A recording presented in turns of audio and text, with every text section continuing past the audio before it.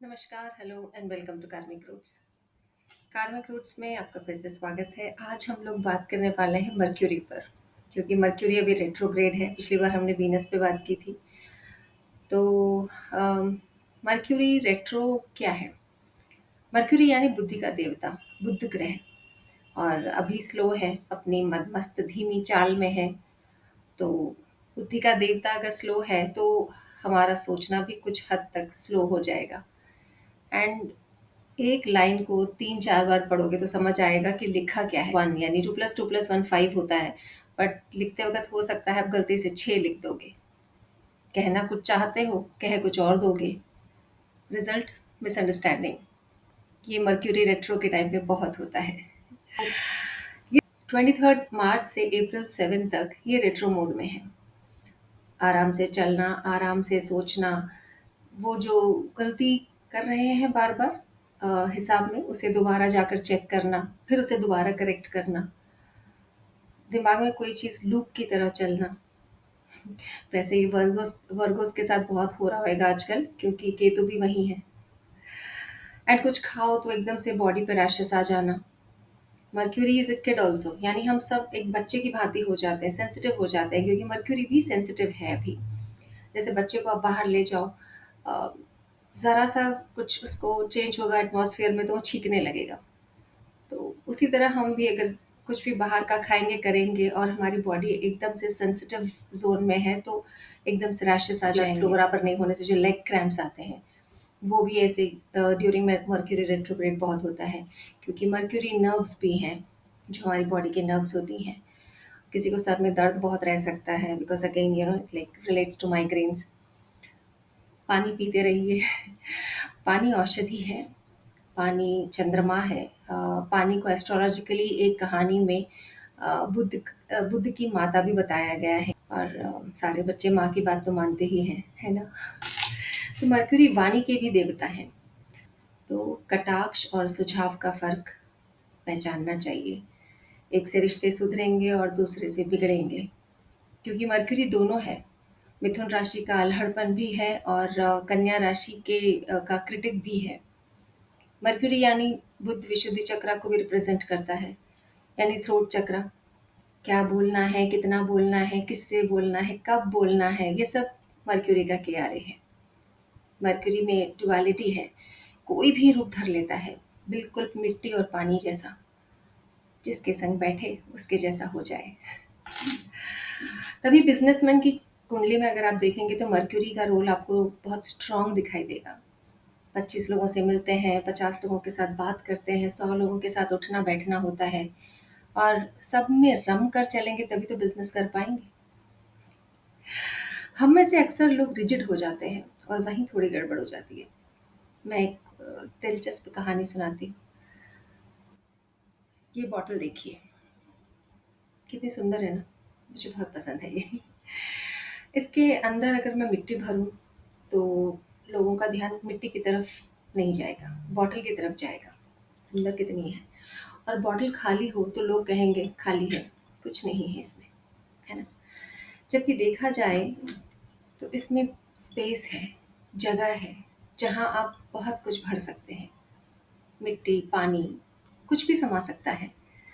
ज़िंदगी के हर पहलू को देखने के अलग-अलग नज़रिए भी हो सकते हैं, है ना? तो हम टाइपकास्ट हो जाते हैं एक्चुअली, कुछ और तरीके से सोच नहीं पाते हैं।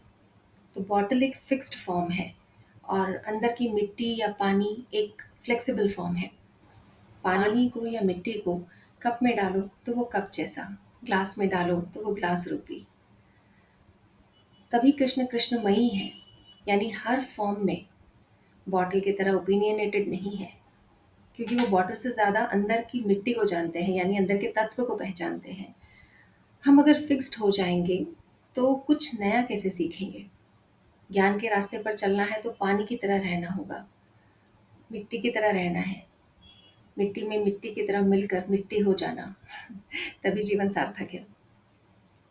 खैर, आज की एरा का ज्ञान कल की जनरेशन के लिए बेस बन सकता है, पर नए युग के लिए कहलाएगा तो वो पुराना ही। एआई को ही ले लो, artificial intelligence in today's era.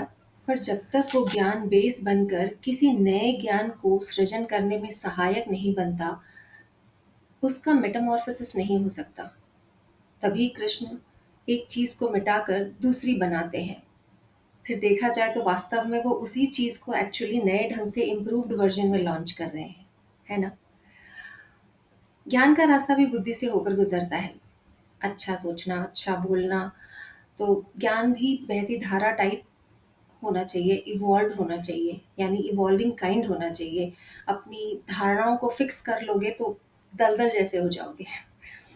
मिट्टी और पानी की तरह रहोगे तो बच्चों के साथ बच्चों जैसे, बूढ़ों के साथ बूढ़ों जैसे, सन्यासी के साथ वानप्रस्थी जैसे, और ज्ञान की गंगा प्रवाहित होती रहेगी। बॉटल की तरह टाइपकास्ट नहीं होगे। कृष्ण ने कभी नहीं कहा कि मैं ऐसा ही हूँ। वो तो कहते हैं कि मैं ऐसा भी हूँ, मैं वैसा भी हूँ। मैं धूप भी हूँ, मैं छाँव भी हूँ, मैं समंदर भी हूँ, मैं पर्वत भी हूँ, मैं आँसू भी हूँ, मुस्कान भी हूँ, मैं नटखट भी हूँ तो समझदार भी हूँ, मैं अल्हड़ भी हूँ, मैं योगी भी हूँ, मैं गोपियों का सखा भी हूँ, तो मैं कृष्ण का सारथी भी हूँ। मैं द्रौपदी का सखा भी हूँ, तो मैं दुर्योधन का सहायक भी हूँ। मैं कुंती का सीक्रेट कीपर भी हूँ, तो मैं धर्म का रक्षक भी हूँ। मेरा कोई भी आचरण या रोल दूसरे में बाधा उत्पन्न नहीं कर रहा है। मैं सब में हूँ और सब मुझ में है।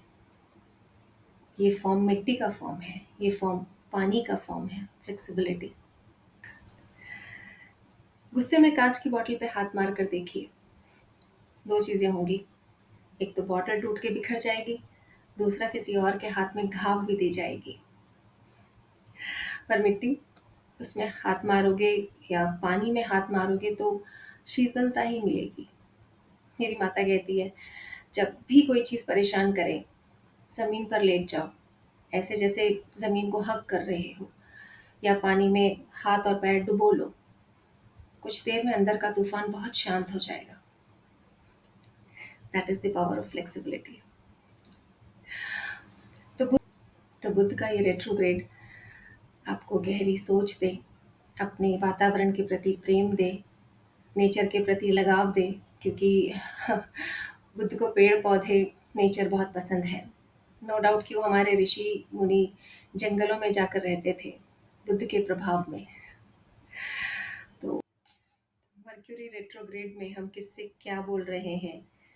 किसी से कुछ कड़वा तो नहीं बोल रहे हैं, किसी का मन तो नहीं दुखा रहे हैं, या हम कोई कम्युनिकेशन, चाहे वो रिटन फॉर्म में हो, चाहे बोलने की फॉर्म में हो, कुछ गलत तो नहीं कर रहे हैं।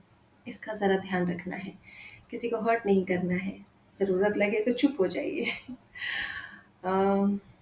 तो आपका प्रेम सदैव मुझ पर बना रहे, और may Krishna bless all of us.